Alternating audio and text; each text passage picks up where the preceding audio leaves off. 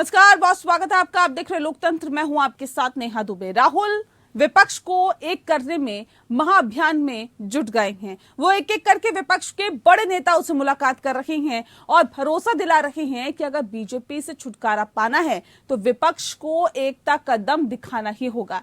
बुधवार को कांग्रेस के राष्ट्रीय अध्यक्ष मल्लिकार्जुन खड़गे और राहुल गांधी ने बिहार के मुख्यमंत्री नीतीश कुमार से मुलाकात की। इस दौरान बिहार के उप मुख्यमंत्री तेजस्वी यादव और जेडीयू अध्यक्ष ललन सिंह भी मौजूद रहे।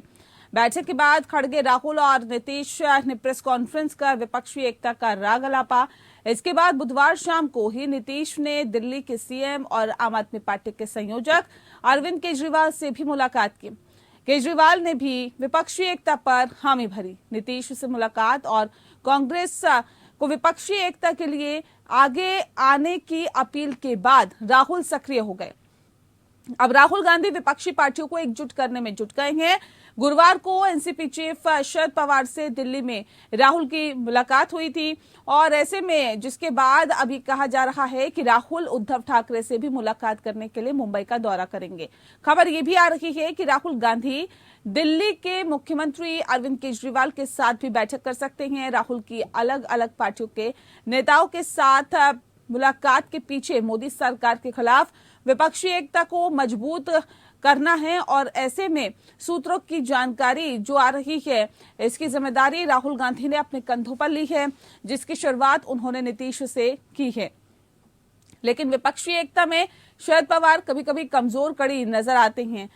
भले ही गुरुवार को एनसीपी चीफ शरद पवार ने दिल्ली में राहुल गांधी से मुलाकात की, कभी अपने साथियों को तो कभी अपने विरोधियों को चौंकाने वाले शरद पवार की फितरत है।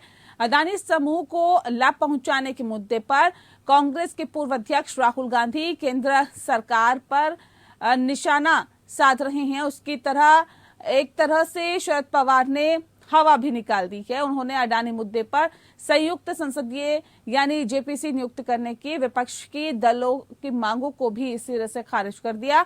चूंकि इस मांग को लेकर जारी संसदीय गतिरोध में शरद पवार की राष्ट्रीय कांग्रेस पार्टी भी शामिल रही है, इसीलिए उनका ये बयान चौंकाने वाला है। सवाल ये है कि क्या शरद पवार ने इसके जरिए 2024 के आम चुनाव में संयुक्त विपक्ष की अपने अगुवाई करने की तैयारी में जुट गए हैं। कांग्रेस और राहुल गांधी को कोई संकेत दिया है या फिर वह आगामी आम चुनाव के लिए नए गठबंधन बनाने की तैयारी में हैं?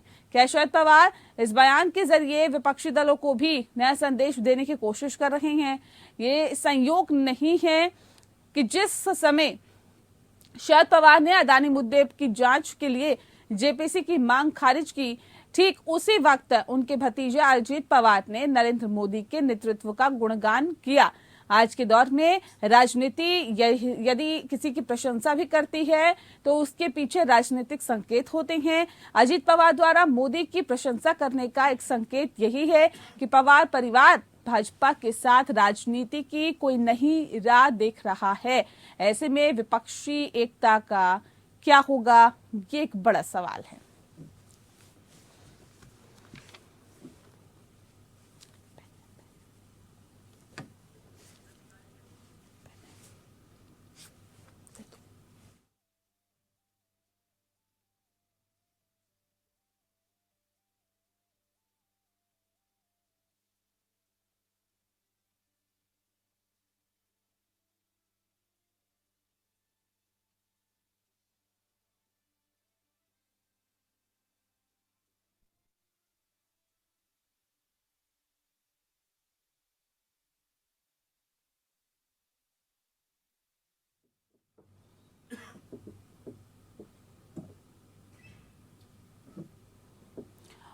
और चलिए इस विषय पे आज हम तफसील से चर्चा करेंगे। इस विषय पे तफसील से चर्चा करने के लिए हमारे साथ खास मेहमान मौजूद है, उनसे आपका परिचय करा देते हैं।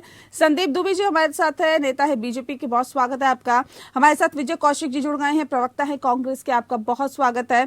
कुंवर अजय सिंह जी हमारे साथ है, प्रवक्ता है जेडीयू के, आपका स्वागत है। और सुमित मेहरोत्रा जी हमारे साथ जुड़े हुए हैं, नेता है टीएमसी के, आपका बहुत स्वागत है। और मुखलेश शेख जी भी हमारे साथ है, नेता है एनसीपी के, आपका भी बहुत स्वागत है।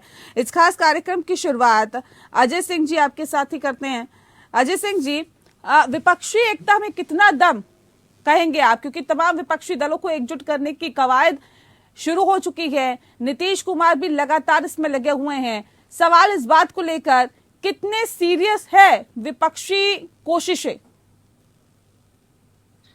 नेहा जी, सबसे पहले आज बाबा साहब की जयंती है, तो बाबा साहब के चरणों में पुष्प अर्पित करते हुए मैं देश की जनता को आपके माध्यम से बताना चाहता हूं कि हमारे बीजेपी के साथी कहते हैं कि अभी देश में प्रधानमंत्री पद का वैकेंसी नहीं है। तो ठीक इसी के जवाब में हमारी विपक्षी एकता, ये पूरे विपक्ष एकत्रित होकर के पहले प्रधानमंत्री की वैकेंसी लाना चाहता, यानी देश की सत्ता से तानाशाह शासक को दूर हटाना चाहता। जब हम देश की सत्ता से तानाशाह शासक को दूर हटा देंगे तब हम जाकर के कहीं लोकतांत्रिक गणराज्य में लोकतांत्रिक पद का उसके साथ हम न्याय कर सकेंगे, और विपक्षी एकता के साथ विपक्ष का जो सर्वमान्य नेता होगा उसे आगे चलकर भारत गणराज्य का प्रधानमंत्री बना सकेंगे। ठीक है विजय कौशिक जी, विपक्ष का इतिहास बहुत अच्छा नहीं रहा, इसका ट्रैक रिकॉर्ड बहुत अच्छा नहीं रहा। जब भी खिचड़ी सरकार बनी है तो वो बहुत सफल नहीं कही गई। अब ऐसे में सफलता के किस आयाम को छूने की कोशिशें आप लोग कर रहे हैं? और सवाल इस बात को लेकर भी कि अगर विपक्षी एकता की बात जब कही जाएगी तो चेहरा किसका आगे रखा जाएगा? जनता किसको सराहेगी? कौन होगा प्रधानमंत्री का उम्मीदवार? किसी चेहरे को तो आगे रखना पड़ेगा ना। नेहा जी, सबसे पहली बात, बड़ी स्पष्ट बात, कांग्रेस की तरफ से राहुल गांधी ही चेहरा होंगे, चाहे गठबंधन किसी पार्टी से हो चाहे ना हो। पहली बात। दूसरी बात, हम कांग्रेस पार्टी के अपने शीर्ष नेतृत्व को स्पष्ट रूप से बता चुके हैं कि कहीं ना कहीं राहुल गांधी जी के सलाहकार उन्हें गुमराह कर रहे हैं कि जो आज उन्हें अन्य विपक्षी दलों से तालमेल के लिए, जैसा आपके चैनल द्वारा कहा जा रहा है, उनको तैयार किया गया है। क्योंकि आज जरूरत विपक्षी दलों को एकजुट करने की जगह कांग्रेस पार्टी को जिस मजबूती के साथ आगे बढ़ा रहे हैं राहुल गांधी जी भारत जोड़ो यात्रा के बाद से, तो निश्चित तौर पर आज उसी क्रम को आगे बढ़ाने की जरूरत है। और इन परिस्थितियों में जब कांग्रेस मजबूत होगी तो निश्चित तौर पर भाजपा को झटका लगेगा। नहीं, कांग्रेस की तरफ से तो आपने बता दिया, मैं विपक्षी दलों की तरफ से पूछ रही हूँ। देखिए, कांग्रेस को राहुल गांधी पसंद है एक अलग बात है, लेकिन विपक्षी दलों को पसंद है क्या? आप समझे नहीं ना भाई, जिसको हमारे साथ आना है उसका स्वागत है। जो राहुल गांधी जी को स्वीकार करेगा मुख्य चेहरे के तौर पर उसका स्वागत है, और जो नहीं करेंगे तो उन पार्टियों से हमारा कोई लेने देना है। ठीक है मुखलेश जी, अभी शरद पवार से भी मुलाकात की राहुल गांधी ने। आप लोगों को यूपीए में आना, यूपीए के साथ आगे बढ़ना स्वीकार है क्या? राहुल गांधी का नेतृत्व स्वीकार है क्या? साहब, कांग्रेस के प्रवक्ता बोल रहे हैं कि राहुल गांधी जी को कैंडिडेट बना दिया प्राइम मिनिस्टर का। ऐसी कोई बात हुई नहीं है। अब तो बैठक जारी है, सारे लोग मिलकर, हमारे जितने भी भारत देश में जो भी है मोदी जी के खिलाफ आज जो लोग परेशान है, भी भाजपा नहीं, चेहरा तो रखना पड़ेगा ना। देखिए, अगर प्रधानमंत्री नरेंद्र मोदी के सामने कोई चेहरा तो होगा ना। नहीं, मेरी बात सुनिए ना नेहा जी,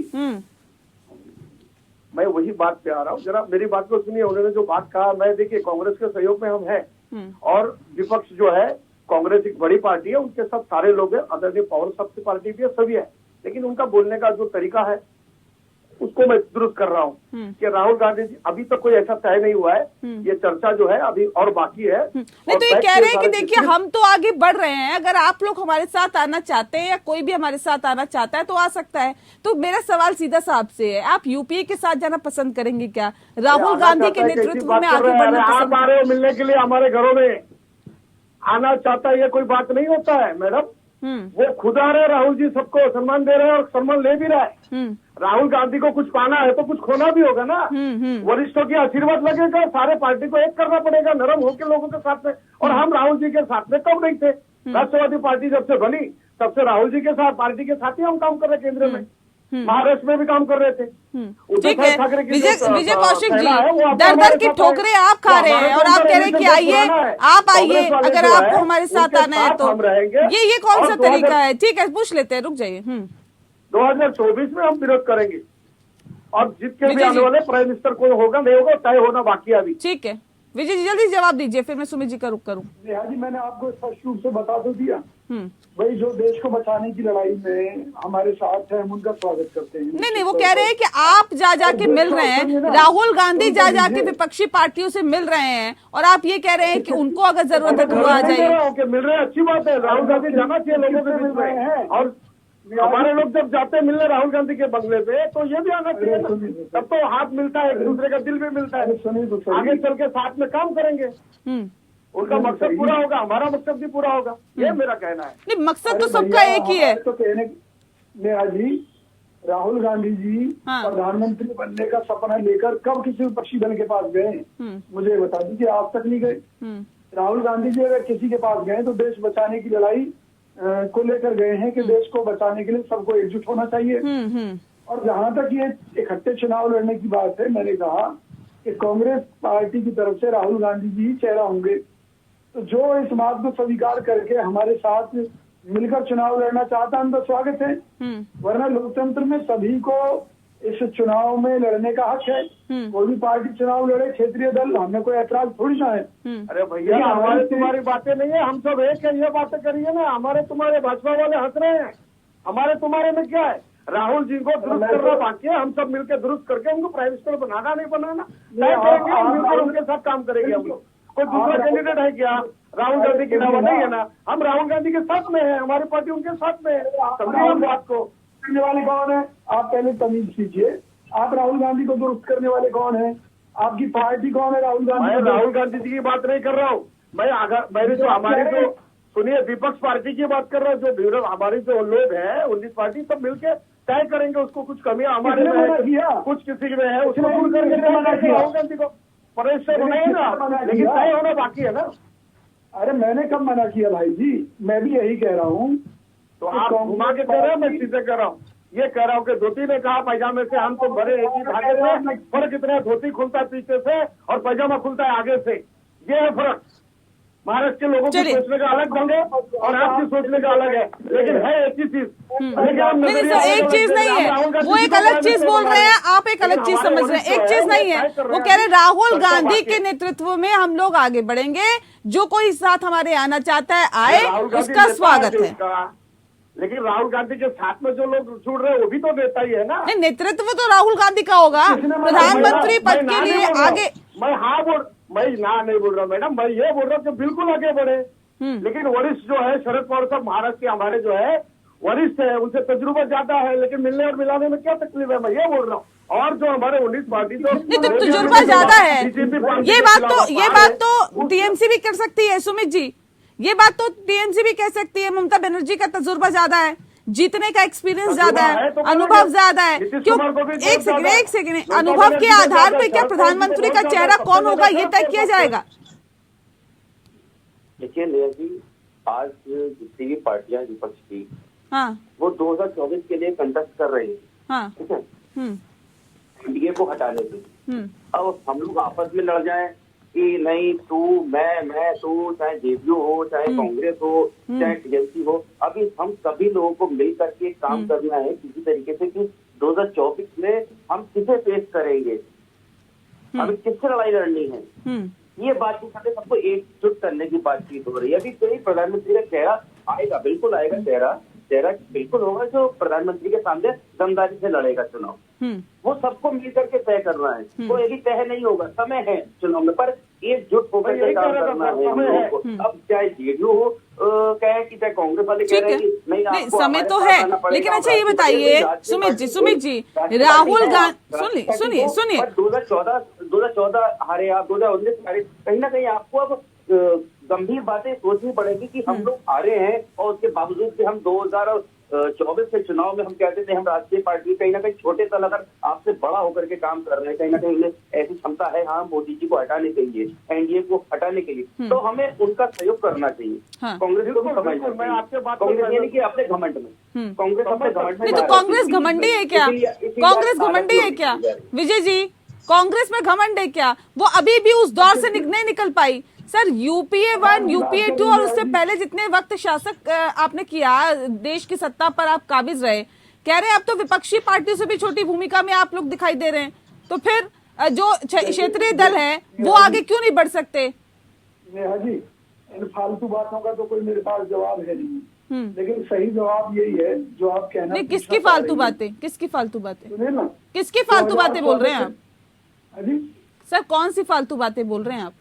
फालतू बातें क्या? नहीं कह रहा मैं भाई, जो ये लोग कह रहे हैं तृणमूल कांग्रेस वाले, और जो आप पूछना चाह रही है तो मैं उसका सही जवाब दे देता हूँ।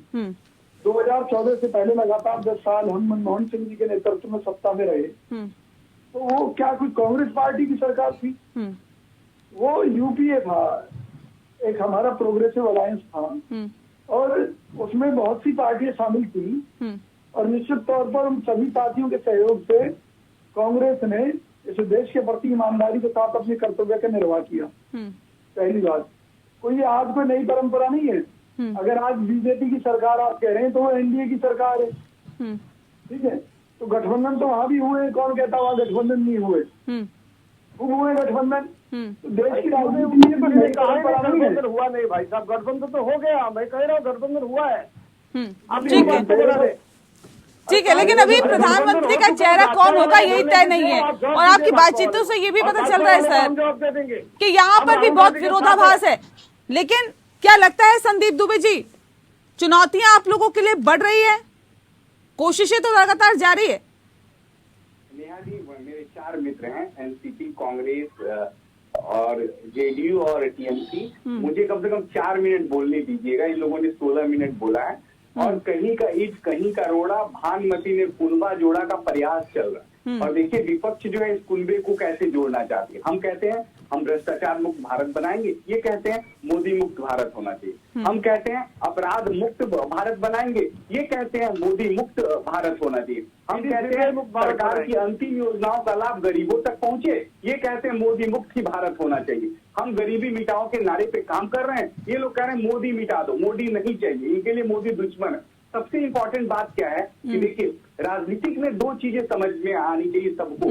आप जनता के लिए कौन सा स्वच्छ विचार रख रहे हो, कौन सी बड़ी लकीर भारतीय जनता पार्टी की सरकार और यशस्वी प्रधानमंत्री जो नरेंद्र मोदी जी ने इस देश में खींची है, उससे बड़ी कौन सी लकीर आप खींच रहे हो? क्यों जनता आपको वोट दे? इसलिए दे कि राहुल गांधी प्रधानमंत्री बनना चाहते, इसलिए दे नीतीश कुमार जी प्रधानमंत्री बनना चाहते, इसलिए दे कि हमारी ममता दीदी प्रधानमंत्री बनना चाहती, इसलिए दे कि शरद पवार जी बहुत लंबे समय से इंतजार कर रहे हैं। किस लिए वोट जनता दे? पहले खुद मन पे हाथ रख के दिल पे तसल्ली कर रहे हैं, और इनको लगता है कि जनता इनको वोट देने को तैयार है, तो ये एक और बड़ा धड़ा तैयार कर ले इस पूरे देश में, और एक अच्छी नीति तो लेके आए, अच्छी नीयत के साथ तो हमारे पास आए, एक बड़ी लकीर खींच के तो आए। हमें इनसे कोई विरोध नहीं है, ये भले हमको अपना दुश्मन मानते हैं, हम तो चाहते हैं ऐसा निकम्मा विपक्ष भारत में आजादी के बाद अब तक नहीं मिला जिसको जनता की चिंता नहीं, सिर्फ कुर्सी की चिंता है। पूछिए बेरोजगारी के मुद्दे पे ये कितनी बार बात करते हैं, आप पूछिए देश में अपराधीकरण के मुद्दे पे ये कितनी बार बात करते हैं, पूछिए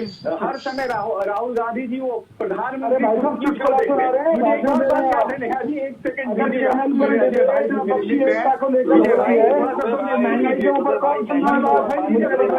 ठीक है, सुन लेते अरे विजय भाई मैं आपसे लड़ने नहीं चाहता हूँ भाई, आप 4 पहले प्रश्न पूछ लीजिए, ठीक है, एक करके बोलते हैं, एक करके अपनी बात, ठीक है, मैं बोल रहा हूँ भाई, ठीक है, अपनी बात पूरी करने दीजिए संदीप जी को। बताइए।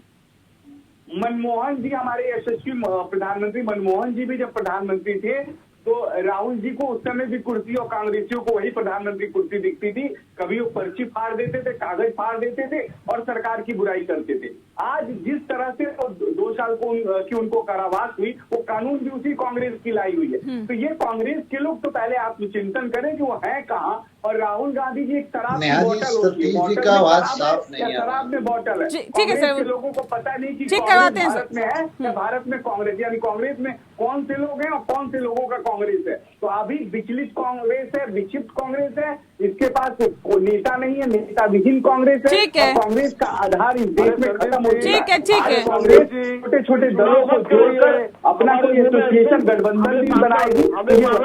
ठीक है, ठीक है, देखिए कांग्रेस, ठीक है, मैं एक सेकंड ऐसे नहीं ठीक है विजय जी, ये वाकई ये बड़ी बात है कि कांग्रेस की आज वो दुर्गति होगी। ठीक है, एक सेकंड, आपने उपयोग किया, दुरुपयोग किया। हम जेडीयू के साथी से पूछना चाहते, कोई दूसरी पार्टी ने समाजवाद शब्द का दुरुपयोग किया हो। आप सत्ता को समाजवाद का हथियार बनाएंगे, ये जनता आपको माफ नहीं करेगी। ठीक है, ये बहुत ठीक है सर। नेहा जी, हम पुनः 2024 में फिर मैं कह रहा हूँ, मैं जेडीयू के साथी बोल रहे थे, कोई वैकेंसी भारत में प्रधानमंत्री पद की नहीं है, क्योंकि यहाँ जनता सांसद चुनती है और सांसद प्रधानमंत्री चुनते हैं। रेलवे कर्मचारी जो है रेलवे की है, गवर्नमेंट की है, ठीक है। को बेच दिया। अरे एनसीपी के भैया, आप तो जब चलिए अजय जी, अजय जी, अजय जी आपने सुन लिया, आप कह रहे कोई वैकेंसी प्रधानमंत्री के लिए नहीं है। सबसे पहले ये भी तो देखना पड़ेगा कि कैंडिडेट कौन है, कौन अप्लाई कर रहा है प्रधानमंत्री के लिए, ये भी तो देखना पड़ेगा। वो कह रहे वैकेंसी तो है नहीं।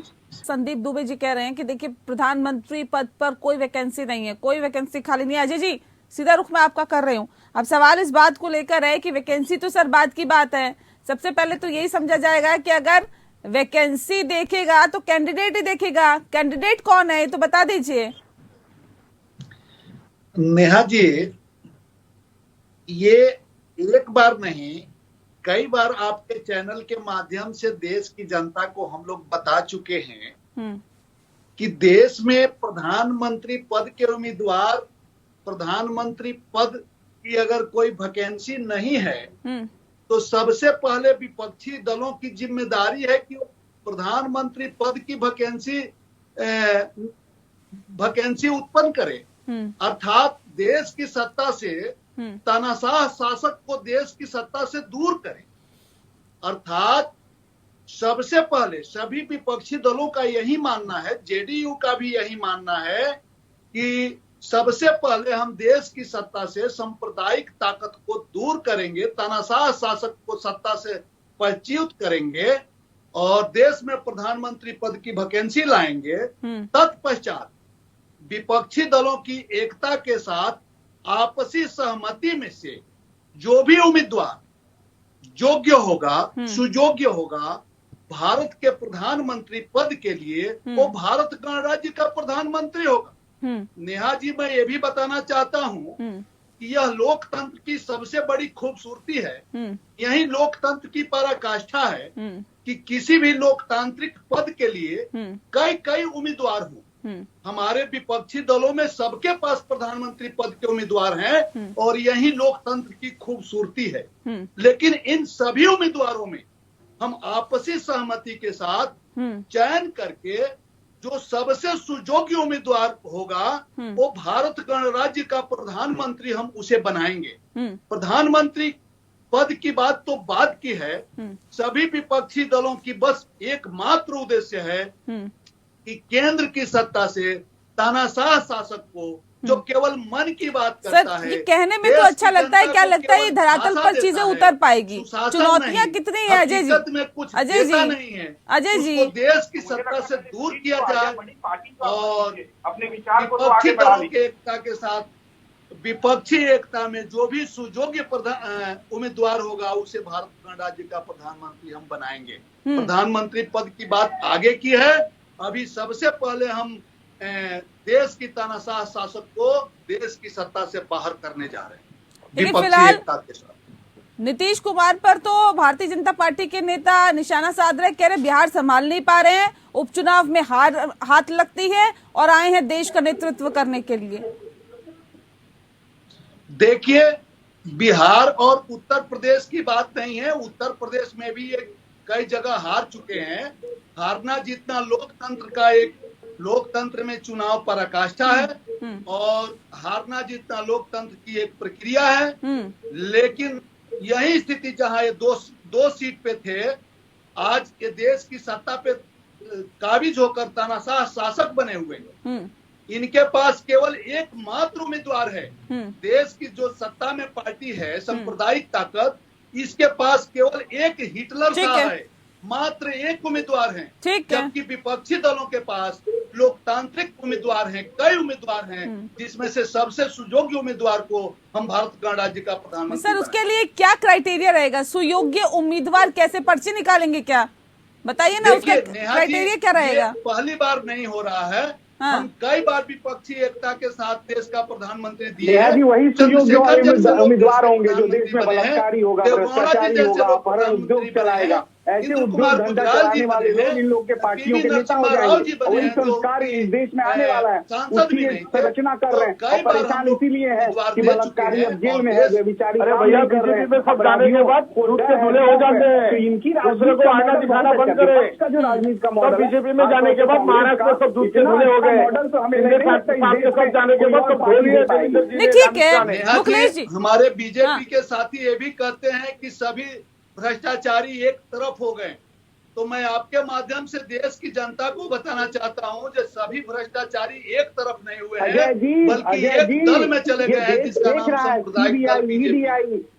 जो चोर लोग हैं उनके घरों पे दबिश दे रही है, पुलिस अपना काम कर रही है, अदालतें अपना काम कर रही है। चोर जाके जगह ले लेते, शरण देते आप चोरों को। सरकार होती थी, महाराष्ट्र में घोटाला करके जितने चोर भागे, आपने नौला दुला के उनको डरते थे, मंत्री बनाने का काम किया कैबिनेट। ठीक है मुखलेश जी, अच्छा ये बताइए, एक सेकंड से नहीं ना, एक सेकंड मुझे ये बताइए मुखलेश जी, ये कैसा साथ देने की आप बात करते हैं? अडानी के मुद्दे पर राहुल गांधी लगातार संसद में चिल्लाते हैं कि देखिए जेपीसी की जांच होनी चाहिए। शरद पवार कहते हैं इसकी तो कोई जरूरत ही नहीं है। ये कौन सा विपक्ष का साथ है? एक तरफ आप कहते हैं हम तो आपके साथ है जी, लेकिन वो साथ दिखता नहीं है। नेहा जी सुनिए, इसके बारे में डिबेट हो चुका है। शरद पवार ने उसके बाद उसकी सफाई पेश किया है कि मेरे जो मतलब था इस तरह का था, मैं उदाहरण पेश किया हूँ। अडानी का सपोर्ट नहीं किया, माफ करना। अब बीजेपी वाले बता रहे कि जितने भी अभी डायरेक्ट उन्होंने आपके चैनल में कहा कि सब गुंडा माफिया बलात्कार क्या क्या नहीं बोल रहे। अरे भाई महाराष्ट्र में देखिए नेला धुला के सब अब सत्ता बनवा लिया। जो हमारे साथ दागी था, जो आपके साथ गए तो ना लिए गंगा। येदियुरप्पा पे कार्रवाई नहीं हुआ, नारायण राणे पे नहीं हुआ। जो भागे जो बड़े लोग उनको नोटिस करे, दूसरे टाइम नेला के। आप अभी कह रहे देखिए मोदी को हटाना है, बीजेपी को हटाना है। अजीत पवार तो मोदी की प्रशंसा करते हैं, ये कैसा साथ है? देखिए राजनीति अपनी जगह है। अजीत पवार ने अगर राजनीति तो कर रहे हैं सर, हम क्या कर रहे हैं? राजनीति तो हो रही है ये। नेहा जी, अजीत पवार ने जो कहा है, जो अजीत पवार साहब को जो कहना था उन्होंने कहा है। पवार साहब को जो कहना था वो कहा है, हमारी पार्टी उनके साथ है।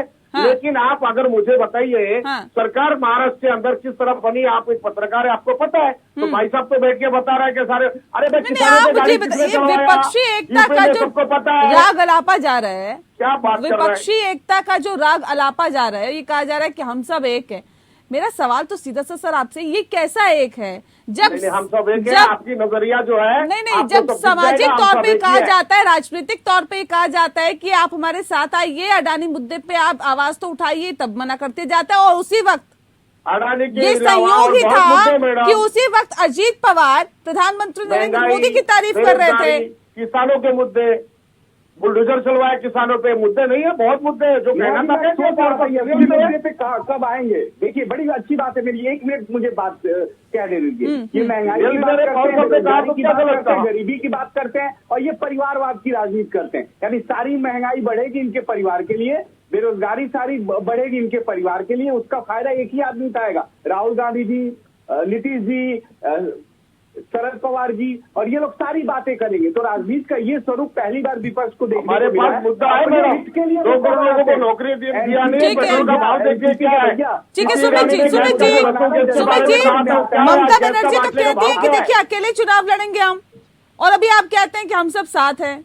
ये कौन सा साथ है, ये भी बता दीजिए सुमित जी। अकेले चुनाव लड़ने की बात है सुमित जी, ममता बनर्जी ने।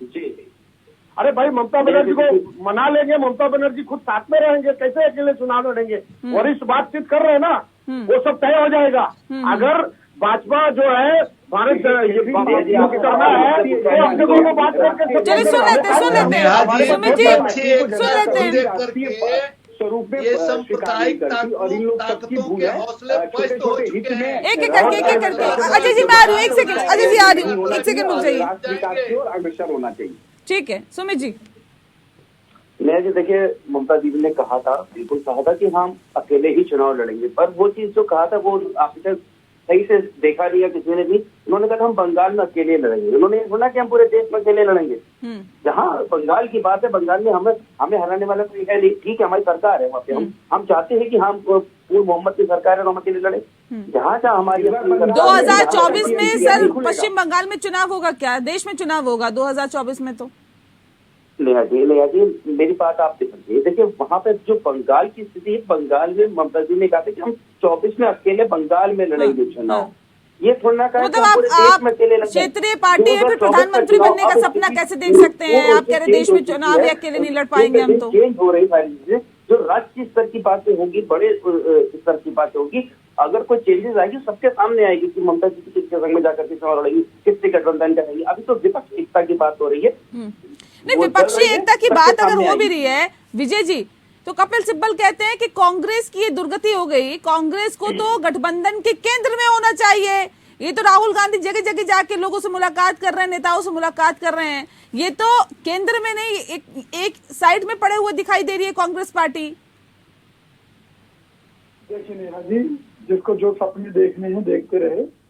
कांग्रेस पार्टी या राहुल गांधी जी अगर गठबंधन की बात कर रहे हैं या विपक्षी एकता की बात कर रहे हैं तो उसको समझना होगा कि क्यों बात कर रहे हैं।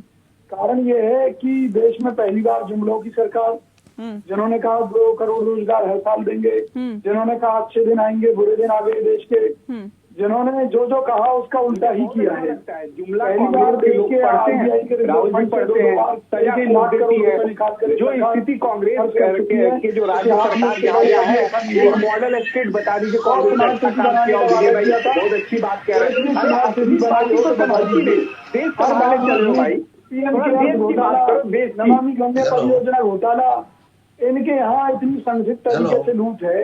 आज सबसे बड़ी बात यह है कि देश का जो तमाम जनता का पैसा है, गरीब आम जनता का जो तमाम तरह से, कोई किसी का LIC में लगा हुआ था, किसी का बैंकों में लगा हुआ था, वो सारा पैसा उठाकर सही बात है। पूर्व प्रधानमंत्री राजीव गांधी जी कहते हैं भ्रष्टाचार के भेंट छुपाने की योजना है कांग्रेस। तो उन परिस्थितियों में कांग्रेस को बताने की लड़ाई लड़ना, इसके लिए अपने विपक्षी जितने भी राजीव गांधी उनके नेता है कि नहीं ये बता दें, जो देश की लड़ाई में साथ आना चाहे उसका स्वागत है। अगर ममता बनर्जी पश्चिम बंगाल में अकेले लोकसभा चुनाव लड़ना चाहती हैं तो उनका स्वागत है। अगर शरद पवार अपना वहाँ पर महाराष्ट्र में अकेले चुनाव लड़ना चाहते हैं लोकसभा का स्वागत है। इस सबको चुनाव लड़ने का हक है। अगर कोई हमारे साथ गठबंधन करने के साथ चुनाव लड़ना चाहता है तो उसे राहुल गांधी जी नहीं, ये हालात कांग्रेस के क्यों आ गए, उसके पीछे की वजह क्या है? सर विपक्ष के नेता के लायक भी आपके पास सांसद नहीं है, ये आज कांग्रेस की दुर्गति है। इसलिए आज विपक्षी पार्टियां और जो तमाम क्षेत्रीय पार्टियां वो भी आंखें तरेर रही है। सर ये इस बात को देख लें स्थिति क्या है, उसके बाद कांग्रेस की बात करें। कोई कुछ नहीं कह देगा चलिए, और उसको आधार बनाकर कांग्रेस जो है मातम मनाने लगेगी, तो ऐसी कांग्रेस नहीं है। ठीक है, हमने अंग्रेजों को भगा दिया उनके खिलाफ संघर्ष करके। ठीक है, तो बीजेपी तो चीज क्या है? जब इससे पहले जब अटल बिहारी वाजपेयी की सरकार बनी थी, इंडिया शाइनिंग इंडिया, देश का खूब बेवकूफ बनाया इन्होंने, ताबूत तक में घोटाला कर दिया। ठीक है, ठीक है, ठीक है। को मरवा दिया। विपक्षी एकता की बात कर रहे हैं सर, ऐसा किया वैसा किया उसमें मत आइए ना, इतिहास में मत जाइए। ठीक है संदीप जी जल्दी से बात रखिए आप। देखिए रोज का एक ही भाषण, कांग्रेस हो, एनसीपी हो, जेडीयू हो, टीएमसी हो, इनके आपसी वैमनस्य देखिए, इनकी छोटी छोटी आपसी वैमनस्य इतनी है कि एक दूसरे को ये बर्दाश्त नहीं कर सकते और देश चलाने चले, देश की बात करेंगे, देश की प्रधानमंत्री कुर्सी पे इनकी नजरें। अरे साहब पहले अपने आप को तो बर्दाश्त करो, अपने पार्टी के अंदर के नेताओं को तो बर्दाश्त कर लो। अजय जी मैं कभी राहुल जी की बुराई नहीं करी, मैंने कभी नीतीश जी की बुराई नहीं करी, मैंने कभी ममता जी को ममता जी कह के कहा, मैंने एनसीपी के नेता शरद पवार जी की बुराई नहीं करी। इन प्रवक्ताओं की जो विरोधी पार्टी है, मोदी जी से ही बात शुरू होती है, मोदी जी से ही बड़ा दुश्मनी का। देश देख रहा है, देश देख रहा है, आपकी सारी बातों को देश देख रहा है। विजय भाई, आप हमसे मत लड़िए, आप कांग्रेस के अंदर जाइए, राहुल गांधी जी से लड़िए, उनका नेतृत्व कांग्रेस क्यों नहीं स्वीकार कर रही, कांग्रेस के लोग क्यों नहीं स्वीकार कर रहे? आप मेरे से लड़ेंगे तो क्या मिलेगा? जनता देख रही है। मैं दो बातें स्पष्ट कर देना चाहता हूँ। 2024 के चुनाव के मुद्दे पे ये बहस है, डिबेट है, और अजय सिंह जी का मुझे जवाब देना बहुत जरूरी है, इसलिए कि वो सबसे हम सब में बड़े और संयमित प्रवक्ता है और अपनी बात बड़े संयमित तरीके से कठोर वाणी का प्रयोग कर कह जाते हैं। देखिए अजय भाई, समय बहुत बलवान होता है और समय की जो मार होती है वो बहुत बड़ी मार होती है। आप लोग जितना रंग बदल लें या जितनी बहुरूपिया को जोड़ लें अपने साथ, सब बहुरूपियापन खत्म हो जाना है, क्योंकि ये देश की जनता बहुरूपियों को पहचान चुकी है। चलिए, कम से कम अजय भाई, मैं किसी का नाम नहीं ले रहा हूँ, लेकिन हुआ है। समझिएगा, आपके लिए कठोर शब्द का प्रयोग मैं नहीं कर सकता, आप मेरे बड़े भाई हैं। और कांग्रेस के लिए एक बात मैं कह रहा हूँ और बात करके अपनी बात भी समाप्त कर रहा हूँ। कांग्रेस का जो सपना देखने की जो नीति है ना, ये नीति कांग्रेस के लिए बहुत सुखदायी है। हमें लगता है विजय भाई रोज सपना देख के सो जाते होंगे कि कल प्रधानमंत्री राहुल गांधी जी होंगे। मेरी पूरी शुभकामना है, राहुल गांधी जी को पहले इस लायक बना दीजिए ताकि देश भी उनको सह स्वीकार करने को तैयार हो। 2024 में कोई वैकेंसी नहीं है, आप आगे की सोचिए, जनता शायद। ठीक है सर, ये बात तो न सिर्फ भारतीय जनता पार्टी बल्कि आप लोगों के साथ कभी रहे नेता भी कहते हैं। उपेंद्र कुशवाहा ने भी कहा है कि नीतीश कुमार का सपना कभी पूरा नहीं होगा, वो एकता का सपना कभी पूरा नहीं हो सकता, प्रधानमंत्री बनने का सपना कभी पूरा नहीं होगा, क्योंकि विपक्ष में इस वक्त 1 दर्जन से ज्यादा नेता है जो प्रधानमंत्री बनने का सपना देख रहे हैं और इनमें से किसी एक पर सहमति बनने के कोई आसार नजर नहीं आते हैं। ये कह रहे हैं उपेंद्र कुशवाहा। नेहा जी, आज मुझे जेपी आंदोलन में रामधारी सिंह दिनकर की वो पंक्ति याद आ रही है। सदियों की ठंडी बुझी राख सुख बुगा उठी, मिट्टी सोने की ताज पहन इतराती है, आ रही समय की रथ का घर घर नाद सुनो, सिंहासन खाली करो की जनता आती। बहुत बढ़िया। विपक्षी एकता को देखकर जिस तरीके से हमारा तानाशाह शासक घबराया हुआ है, तरह तरह के हथकंडा अपना रहा है, इससे यह स्पष्ट साबित हो रहा है कि विपक्षी एकता कारगर होने जा रही है। और विपक्षी एकता कारगर होने के पीछे पहली बात नहीं है। नेहा जी, देश ने चंद्रशेखर जी जैसे प्रधानमंत्री दिया है जिनके पास मात्र 4 सांसद थे। देश ने देवगौड़ा जी जैसे प्रधानमंत्री दिया है, देश ने गुजराल जी जैसे प्रधानमंत्री दिया है और देश ने कांग्रेस के नरसिम्हा राव जी जैसे प्रधानमंत्री दिया है। तो एक कोई नई बात नहीं है। जब भी हिटलर शाही सत्ता से जनता उब जाती है, देश में अघोषित कर्फ्यू लागू है और विपक्षी दलों को, क्योंकि हमारा तानाशाह शासक पूरे देश को विपक्ष विहीन बनाना चाहता है, तो हम लोग अगर आपस में एकजुट नहीं हुए तो निश्चित है कि हम उस सर एकजुटता के सामने चुनौतियां भी तो बहुत है। इसी आधार को लेकर के सारे विपक्षी दल एक होंगे और आपसी सहमति के साथ प्रधानमंत्री पद की प्रक्रिया आगे की है। अभी तो हमें देश में जो प्रधानमंत्री पद का जगह रिक्त करना ही हमारा मुख्य उद्देश्य है, हमारा यानी सभी विपक्षी दलों का। ठीक है विजय जी, अब सवाल इस बात को लेकर है, देखिए विपक्षी एकता की बातें तो सभी पार्टियों की तरफ से की जा रही है, आप लोगों की तरफ से, और ये भी कहा जा रहा है कि बीजेपी की सरकार हटानी है और मोदी को सत्ता से हटाना है, लेकिन उसके सामने अब कैसे आगे बढ़ा जाएगा, कैसे प्रधानमंत्री नरेंद्र मोदी को उनके पद से हटाया जाएगा और बीजेपी की सरकार हटाई जाएगी, ये एक बड़ा सवाल है। और ऐसे में सवाल इस बात को लेकर कि चुनौतियां कितनी हैं, अगर विपक्षी एकता साथ में आएगी तभी ये मुमकिन है, और विपक्षी पार्टियों को एकजुट करना कितना मुश्किल है, कितना चुनौती भरा है। नेहा जी, पहली बात सुन लीजिए, कांग्रेस पार्टी का लक्ष्य है नरेंद्र मोदी को हटाना, भगाना, मारना, कुचलना कतई नहीं। नहीं हम कभी ये कहते कि भाजपा मुक्त भारत, ये जो डायलॉग है ये भाजपा ने अडॉप्ट कर रखा है, जिसे मोदी जी समय समय पर कहते हैं कांग्रेस मुक्त भारत। नहीं, आप ही लोग तो कहते हैं तानाशाह है, मोदी को हटाना है, बीजेपी को हटाना है। ये कौन कहता है? कांग्रेस पार्टी कहती है। किसने कहा? हमने तानाशाह कह दिया होगा हमारे किसी नेता ने, लेकिन हमने किसी ने नहीं, अक्सर आप लोग ही कह देते हैं सर। नहीं। देखिए नेहा जी, बड़ी सीधी सी बात सुन लीजिए। हमारा लक्ष्य है केवल देश को बचाना है। हमारी कोई मोदी जी से निजी दुश्मनी नहीं है। ये तो बात मोदी जी करते हैं। मोदी जी ने कहा था कि कांग्रेसी सपने में मेरी हत्या की साजिश रच रहे हैं, तो वो तो कांग्रेसियों के सपने में भी घुसकर ये बता देते हैं कि भाई कांग्रेसी सपने में उनकी हत्या की साजिश रच रहे हैं। ये हमारा काम नहीं है। हमारा काम देश को बचाने की लड़ाई लड़ना है, उसको हम लड़ रहे हैं। जो उसमें साथ आना चाहे उसका स्वागत है, जो अपने दम पर लड़ना चाहे उसका भी स्वागत है। जहाँ तक प्रधानमंत्री पद की बात है, आज वो स्थिति कांग्रेस की है। विजय जी सुनिए, विजय कौशिक जी सुन लीजिए। आज वो स्थिति कांग्रेस की है कि वो अकेले दम पर चुनाव लड़ सकती है, और क्या अकेले दम पर भारतीय जनता पार्टी का मुकाबला कर सकती है, जो स्थिति फिलहाल आपकी है इस वक्त? जी देखो, सुनिए, परिस्थिति बदलने में देर नहीं लगती। आज इनका भांडा फूट जाए, जो इन्होंने नैरेटिव, फर्जी नैरेटिव सेट तो सर फिर आपको विपक्षी पार्टियों की जरूरत क्यों पड़ रही है? अगर परिस्थिति बदलने में देर नहीं लगती तो इंतजार करिए। फिर क्यों आप मीटिंगें कर रहे हैं? क्यों जा रहे हैं मुंबई उद्धव ठाकरे से मुलाकात करने के लिए? अरे नेहा जी सुनिए ना मेरी बात। जो विपक्ष के लोग हैं, क्या वो इस देश के नागरिक नहीं है क्या? वो आदमी नहीं है क्या? उनमें गोली मार दें क्या? ये क्या बात थी? अरे भाई, हम तो ये कहते हैं देश की को बचाने की लड़ाई में हमारे साथ आना चाहता है, ये लड़ाई लड़ रहा है, या वो सर आपकी बातों से ये पता चल रहा है कि आप ये कह रहे हैं कि विपक्षी पार्टियों को हमारी जरूरत है, वो आना चाहती है तो हमारे साथ आए, हमें किसी की जरूरत नहीं है। आपके शब्द मेरे मुंह में मत घुसेड़िए। मैं एक बड़ी सीधी सी बात कह रहा हूँ कि हम हर उस विपक्षी दल का सम्मान करते हैं जो देश की को बचाने की लड़ाई में हमारे साथ आना चाहता है, या वो अपने दम पर अपने क्षेत्र में लड़ रहा है।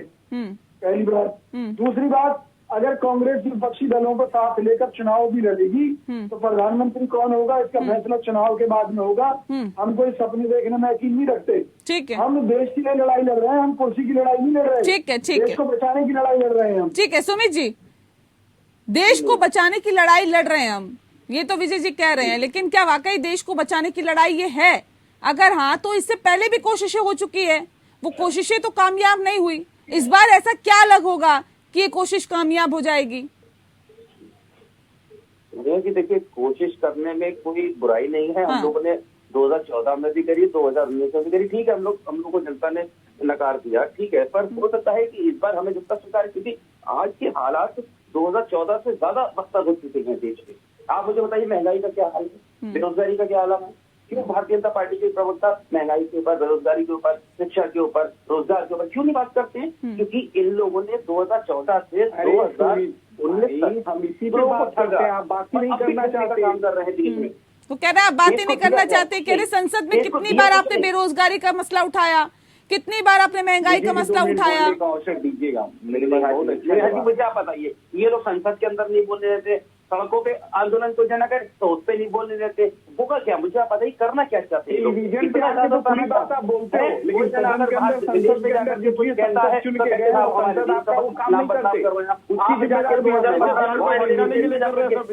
झंडे गाड़े थे विदेशों में जाकर के हिंदुस्तान के लिए। ये तो हालात है माननीय मोदी जी के। और मोदी जी कहते हैं साहब देश को बदनाम करने का काम हो रहा है, खुद विदेश में जाकर के रोते हैं, खुद विदेश की बुराई करते हैं हिंदुस्तान की, तो कोई कुछ नहीं है। तो ये लोग अब इस बार 2024 का चुनाव जो होगा नेहा जी, वो आम जनता से होगा, किसी पार्टी से नहीं होगा। और वाकई जनता इस समय त्रस्त बैठी हुई है, चाहे महंगाई हो, बेरोजगारी हो, भ्रष्टाचार हो, इससे वाकई त्रस्त बैठी है। जनता को हिंदू मुसलमान इससे कोई मतलब नहीं है। जो भारतीय जनता पार्टी करती है ना, उससे बिल्कुल मतलब नहीं है। ये सारी चीजें अलग की चीजें, पर आज का मुद्दा ये है भ्रष्टाचार, महंगाई, बेरोजगारी, रोजगार, शिक्षा कहाँ है? विडंबना ये है कि सर ये इन मुद्दों पे बात ही नहीं होती। आप लोग इस मुद्दों को उठाते हैं कि संसद में कहाँ उठाया जाता है? कितनी बार इसको लेकर प्रदर्शन होता है? कितनी बार सड़कों पर उठाया जाता है? संदीप जी मैं लौटती हूँ। नहीं देखिए, सीधे सीधे आरोप लग रहे हैं कि विपक्षी एकता की जरूरत क्यों आन पड़ी संदीप जी, क्योंकि आप लोगों की जो तानाशाही है वो इस कदर हावी हो गई, न संसद में बोलने देते हैं न सड़क पे। मैं कह रहा हूँ हमने तो बोलने को रोका ही नहीं है भाई। मोदी जी से नीचे तो विपक्ष बात भी नहीं करता। मैं एक ही बात कहता हूँ, कांग्रेस की विषय में भी नहीं कह रहा हूँ, कांग्रेस के साथी कह रहे हैं देश बचाना है, देश बचाना है, देश बचाना है। अरे भाई लोगों को भी तो समझ में आया कि कांग्रेस देश बचाने के लिए काम कर रही है। लोगों को तो ये समझ में आ रहा है कि कांग्रेस राहुल गांधी जी को बचाने का काम कर रही है। देश बचाना है, देश बचाना है, देश बचाना है। तो हमारे सभी विपक्षी साथी कह रहे हैं, समझ में आ रहा है कि नीतीश जी को बचाना है, समझ में आ रहा है सुमित भाई को कि ममता दी को बचाना है। अरे भाई ये बचाने वाली राजनीति कम करो सजन, रे झूठ मत बोलो, खुदा के पास जाना है। यहाँ तो खुदा के पास जाने के लिए इबादत करिए और कम से कम खुदा याद आने लगे संदीप जी। एक दूसरे को कोई विश्वास नहीं इनमें, आपस में कोई विश्वास नहीं है, लेकिन एक दूसरे से कह रहा है सजन रे झूठ मत बोलो, खुदा के पास जाना है। न हाथी है न घोड़ा है, वहाँ पैदल ही जाना है। कुछ नहीं मिलने वाला है 2024 में अजय भाई, वहाँ पैदल ही फिर आपको कर देगी इस देश की जनता। और 2024 का चुनाव देश के यशस्वी प्रधानमंत्री नरेंद्र मोदी जी के नेतृत्व में एनडीए लड़ेगी। एक सवाल, एक छोटा सा सवाल है। मैं देखिए कार्यक्रम के आखिरी पड़ाव में अजय जी आपसे मेरा सीधा सा सवाल है सर, क्या लगता है कि नीतीश, मैं एक सेकंड में आ रही हूँ, नीतीश कुमार को केंद्र की तरफ उनका रुख करवा के बिहार में रास्ता खाली करा रहे तेजस्वी यादव अपना भी एक तीर से दो निशाने साधने की कोशिश यहाँ पर की जा रही है, क्योंकि मुलाकात भी हुई थी तब भी साथ गए थे। क्या मुलाकात हुई, क्या बात हुई, हर चीज पे जानकारी होनी चाहिए। हम कितने सत्ता की तरफ आगे बढ़ रहे हैं बिहार में ये भी पता होना चाहिए नीतीश कुमार को। नेहा जी, ये बात तो स्पष्ट किया जा चुका है कि 2025 में तेजस्वी जी बिहार के मुख्यमंत्री होंगे और बिहार का चुनाव तेजस्वी जी के नेतृत्व में लड़ा जाएगा। रही बात नीतीश कुमार जी की, तो नीतीश कुमार जी ही नहीं, हमेशा जब भी कोई आवाज उठती है देश में, एक अगर अभी हमारे सतीश भाई जो बीजेपी से हैं इन्हें बुरा लग जाएगा, मैं बार बार इस बात को कहना चाहूंगा कि जिसके दृढ़ संकल्पों के आगे झुकता रहा है हमेशा बहुरूपिया चौकीदार, प्रभा कंप विश्व क्षितिज के मुख्यमंत्री हैं नीतीश कुमार, जो 17 साल से बिहार जैसे प्रदेश में मुख्यमंत्री का पद संभाले हुए हैं और अल्पमत में होते हुए भी महागठबंधन के साथ। तो अगर हम महागठबंधन के साथ बिहार को 17 साल से संभाल सकते हैं, तो मौका आने पे हम देश को भी महागठबंधन के साथ संभाल सकते हैं। रही बात, हम ये नहीं कहते हैं, अभी हमारे नेता ने अपने आप प्रधानमंत्री पद का उम्मीदवार नहीं बताया, ठीक है, लेकिन ये हम सब का मानना है। आप लोगों की तरफ से तो आवाजें आती रहती है सर। ठीक है सर, ठीक है। मुकेश जी बोल रहे हैं, मुकेश जी जल्दी से बात रखिए सर, 10 सेकंड है आपके पास। देखिए, पहली टाइम विपक्ष जो है एकजुट होकर अभी 2024 के लिए तैयार हो रहे हैं और सब मिलकर मोदी जी की जो पार्टी है, बीजेपी के प्राइम मिनिस्टर आज मोदी जी भारत देश में है, उनके विरोध में, उनके पार्टी के विरोध में हम सब मिलकर जनता के मूड को देखता हुआ, जनता की जो ओपिनियन है, जो 2 करोड़ की नौकरी, महंगाई और सारे चीजों को देखता हुआ इस टाइम हमें यश मिलेगा। हमारे बीच जो ये आघाड़ी के सारे लोग तय करके प्राइम मिनिस्टर जो है वो नेक्स्ट प्राइम मिनिस्टर हमारे होगा और हम सब मिलकर जनता के लिए काम करेंगे। जनता को जो है जनता पहले मौका तो दे सर, तभी तो काम होगा। उस महंगाई को जनता मौका दे, कम करेंगे, जनता मौका देगी या नहीं, यही वाकई देखने वाली बात होगी। 2024 में जनता मौका देगी। विपक्ष मुंगेरी लाल के हसीन सपने देख रही है नेहा जी, और उसको देखना चाहिए। चले, सपना देखना सबका अधिकार है सर, सपने देखने सपना चाहिए। नहीं, भाजपा देखिए, बीजेपी के लोग महाराष्ट्र में तो पार्टी बना लिए, गुवाहाटी में बना लिए, हर जगह बना लिए, उनको मौका देगी या नहीं देगी, वाकई देखने वाली बात होगी। माफ कीजिएगा, वक्त की कमी है। बहुत शुक्रिया आप सभी मेहमानों का हमारे साथ इस खास चर्चा में शामिल होने के लिए। लोकतंत्र में फिलहाल इतना ही। नमस्कार।